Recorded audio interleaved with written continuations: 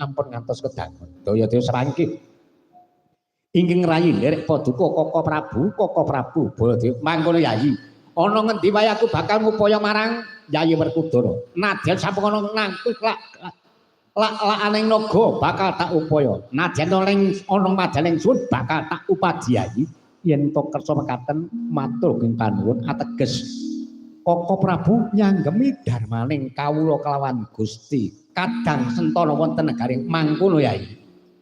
Kepareng saking menika mongko semangkih kula trimanekung Mujabrata sareng-sareng daya-daya mangkih saged pinaringan tata titi trempor kadang Pandhawa mliginipun Koko Prabu mangkono Yayi.